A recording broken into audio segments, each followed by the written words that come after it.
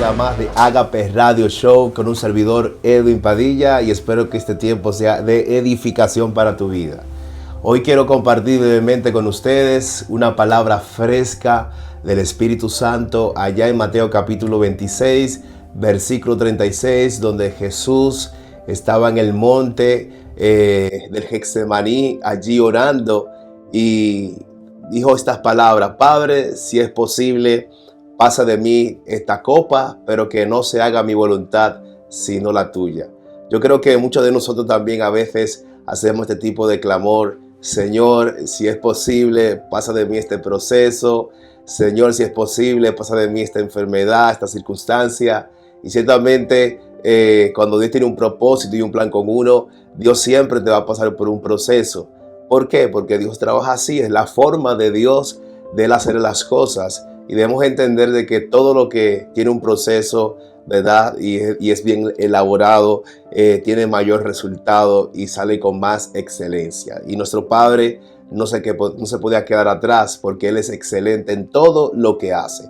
Y quiero hoy decirte algo muy importante. Dios siempre tiene un plan con nosotros. Él siempre tiene grandes cosas con nuestras vidas. Pero siempre tendremos la oportunidad de decirle sí a Dios o decirle no. Jesús tuvo la oportunidad de poderle decir no a Dios, pero que aunque él sabía que el proceso era duro, difícil, era que él iba a morir por nuestros pecados, iba a ser vituperado, iba a pasar por muchísimas dificultades, ¿verdad? Y él dijo: Señor, si es posible, pasa de mí este sufrimiento. Cuando dice pasa de mí esta copa, está diciendo pasa de mí este sufrimiento. Pero él dijo algo: aunque sufra, hágase en mí tu voluntad. Y la voluntad del Padre era que Jesús fuera a la cruz para que hoy tú y yo tuviéramos vida y vida en abundancia. En ese evento donde Jesús está ya prácticamente sacrificado, estaban sus discípulos, ¿verdad? Allá en Mateo capítulo 26, versículo 37 dice: y tomando a Pedro y a los dos hijos de Zebedeo, comenzó a entristecerse y a angustiarse en gran manera. Mire, ciertamente cuando estamos pasando por momentos difíciles, siempre es importante contar con gente de fe. Yo entiendo que Jesús consideró a Pedro, a los hijos de Zebedeo, para que estuvieran con él en ese momento esencial, en ese momento tan importante. Pero había una situación que afectaba a los discípulos, y era que ellos estaban cansados del camino. Entonces, cuando Jesús se fue a orar, dice que cuando vuelve los encuentra a ellos durmiendo y le dijo: ¿no podisteis por lo menos orar conmigo una hora? Y luego más abajo vamos a ver el por qué ellos se quedaron dormidos. Jesús dijo esta palabra: gloria a Dios, a la verdad la carne es débil, más el espíritu está dispuesto. Jesús se fue otra vez a orar. Cuando fue a orar y vuelve, lo encuentra durmiendo y dijo: gloria a Dios,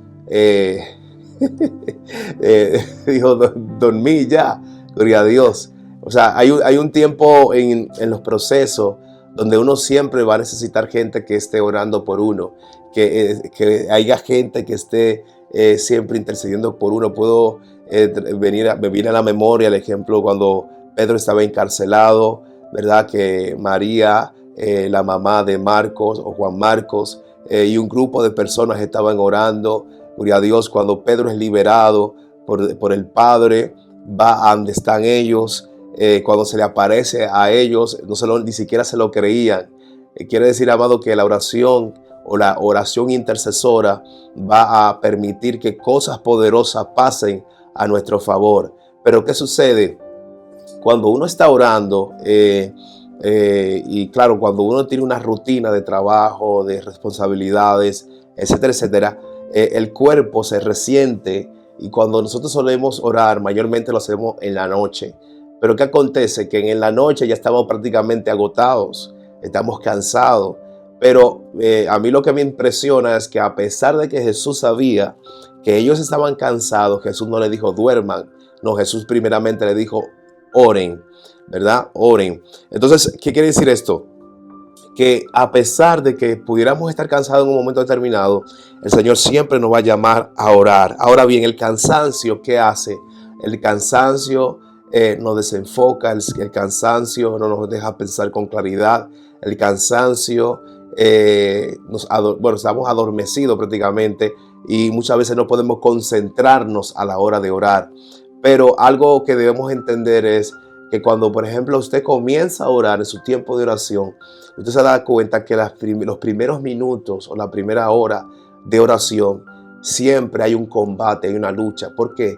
Porque cuando usted está orando, se está combatiendo con su alma. El alma está pensando en lo que usted hizo, si usted hizo, por ejemplo, trabajó, si no trabajó, si tuvo una dificultad en el trabajo, una circunstancia en su hogar, en su familia o algún problema económico.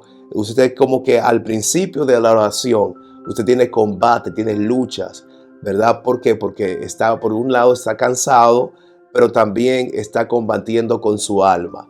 Pero llega un momento que en el tiempo de la oración, usted va a sentir cómo su alma se acalla y entra en contacto con el Espíritu.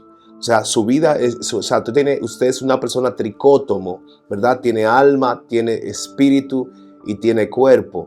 Ahora, ¿qué ha sido regenerado en nosotros? Ha sido el Espíritu, su Espíritu, el cual el Señor sopló en nosotros y nos dio aliento de vida. Ese Espíritu ha sido regenerado por Dios. Amén, a través del sacrificio de Cristo en la cruz del Calvario. Ahora nuestra alma, que está compuesta en mente, voluntad y emociones, que es la palabra suje en griego, es la que decide dentro de nosotros.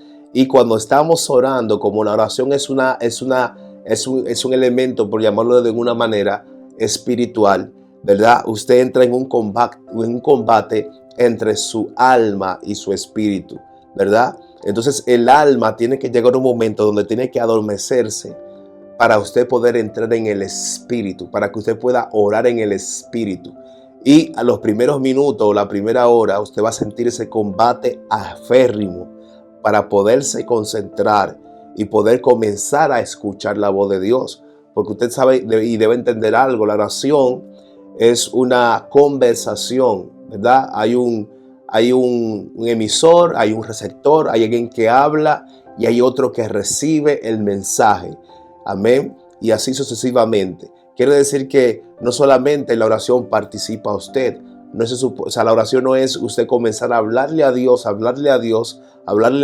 y Dios no decirle nada. Amén. No, la oración consiste en que usted le habla a Dios y Dios le habla a usted. Entonces, los primeros minutos usted va a tener luchas con su alma hasta que usted logra conectar con su espíritu para que usted tener una conversación con Dios. Porque el espíritu, la verdad, siempre está dispuesto. El espíritu siempre está sensible porque es la parte del ser del hombre que ha sido regenerada. Es la parte del ser del hombre que está en comunión, en contacto con Dios. Amén. Por lo tanto, es importante poder entender este principio. Ahora bien, aquí en la historia de Mateo capítulo 26, cuando Jesús está prácticamente casi a punto de ser sacrificado, ¿verdad? Jesús le dijo, orad y velad para que no entréis en tentación. O sea, la palabra velad tiene que ver con estar despierto, estar activo. O sea, la persona que ora es una persona que tiene que tener un despertar en su espíritu. Es alguien que tiene que estar con los sentidos ejercitados, con los sentidos despiertos. Y otra palabra, hay un texto que nos dice, gloria a Dios, sed sobrio y velad, porque vuestro adversario el diablo anda como león rugiente buscando a quien devorar. Ahora, la palabra estar sobrio es no ingerir bebidas, ¿verdad?, que te puedan trastornar la conducta. Quiere decir que una persona de oración es una persona que por un lado está despierta, pero también por otro lado es una persona que tiene la cabeza en su lugar. Amén. Entonces, muchas veces usted comienza a orar, comienza a clamar, pero se distrae en la oración porque es un combate, es una lucha espiritual en los primeros minutos, hasta la primera hora prácticamente, gloria a Dios. Pero cuando usted logra conectarse, amén, con el Padre, un segundo será mejor, aleluya, y más beneficioso y tendrás mayor resultado cuando Dios te habla en ese segundo que cuando tú le hablas a Dios durante toda una hora. Amén. Porque lo importante de la oración no es que tú le hables a Dios, sino que Dios te hable a ti. Cuando Dios te habla, tu panorama cambia. Cuando Dios te habla, tu fe crece. Cuando Dios te habla, amén, tu vida es transformada. Y lo que necesitamos es que Dios hable a nuestra vida. Porque cuando Dios nos habla, cosas grandes sucederán. También Jesús le dice, orad y velad para que no entréis en tentación. Amado, mire, una de las grandes luchas que tenemos los ministros, los hijos de Dios, lo que portamos promesa, es que muchas veces el tentador, según Mateo capítulo 4, gloria a Dios, siempre busca la forma de cómo contrarrestar, de cómo sonsacarnos del plan y del propósito que Dios tiene destinado para nosotros. Pero cuando nosotros, amados, gloria a Dios, mantenemos una vida de oración, amén, no es lo mismo orar de manera esporádica que tener una vida de oración, amén. Es como cuando Pablo dijo en 1 Tesalonicenses capítulo 5, me parece que en el versículo 17, Pablo dijo, orad sin cesar, gloria a Dios. Entonces a veces uno se pregunta, pero ¿cómo oro sin cesar? El Salmo capítulo 1, su versículo 2 dice que en su ley está su delicia y en ella medita de día y de noche. Será como árbol plantado junto a corrientes de agua que da su fruto a su tiempo y su hoja no cae. Entonces, cuando hablamos de meditar, estamos hablando de pensar en lo que hemos leído. La meditación interioriza la palabra de Dios en tu corazón, pero la memorización la establece en nuestra mente. Necesitamos no solamente memorizar, también necesitamos meditar en la palabra. ¿Con qué propósito? Como cuando el Señor le dice a Josué en el capítulo 1, versículo 8, oye Josué, gloria a Dios, no te apartes de mi leña, de esta siniestra, para que todo lo que emprenda prospere, para que cuando tú hagas conforme a todo lo que está escrito, entonces tú harás prosperar todo lo que emprendas. Quiere decir, amado, que la bendición ya está en nuestra mano. Ahora, ¿de qué depende que haya una materialización de la bendición, de la promesa? Es nuestro acto de obediencia a la palabra de Dios. Cuando somos obedientes a la palabra de Dios, amén, las fechas del cumplimiento de las bendiciones de Dios la vamos a ver cumplida en nuestras vidas, porque estamos caminando conforme al plan de Dios. Ahora, volviendo a ver otra vez al tema de la tentación, cada vez que usted, amén, tiene un plan de Dios, o cuando Dios deposita en su vida un plan, un propósito, siempre va a haber la tentación de soltar lo que Dios puso en tus manos. ¿Tú quieres ver la gloria de Dios? ¿Tú quieres ver la manifestación de Dios? ¿Tú quieres ver el poder de Dios? Amén, mantente orando. Hay mucha gente que hoy dice, no hay que orar. No, es en el tiempo donde más nosotros necesitamos estar en comunión, estar conectado a la fuente llamado Jesucristo, nuestro Señor y Salvador, porque sin oración no hay ministerio. Sin oración no hay vida transformada. Sin oración no hay sanidad. Sin oración no hay gente restaurada. Necesitamos entender que la oración es algo que va a marcar un antes y un después en nuestro ministerio. Amén. Por lo tanto, te insto en el nombre del Señor y te exhorto a que puedas considerar como una de las primeras prioridades de tu vida lo que es vivir en la oración. Amén. Jesús, si necesitó orar, que era el Hijo de Dios, que es el Señor, cuánto más tú y yo necesitamos orar. Amén. Si para él fue fundamental orar, no sé si usted se ha dado cuenta, cada vez que Jesús hacía un milagro, Jesús sacaba tiempo para orar. Cada vez que Jesús predicaba y enseñaba la palabra, Jesús siempre sacaba tiempo para orar.